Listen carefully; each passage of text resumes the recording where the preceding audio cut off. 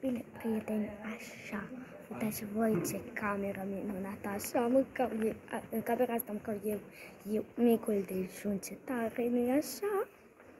Bine, ok, hai să mai continuăm. Scuze, pa! Așa, bine, dragilor, aici,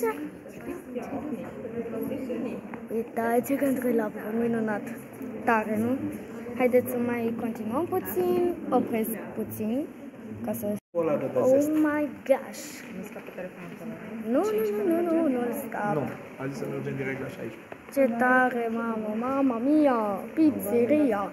Ce candelabră minunat, ador.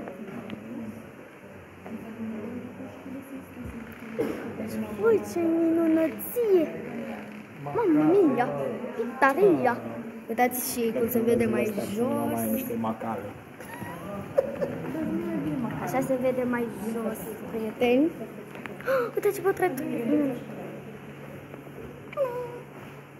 Nu vedem. Wow, uitați ce portret minunat! Uitați ce portrete minunate!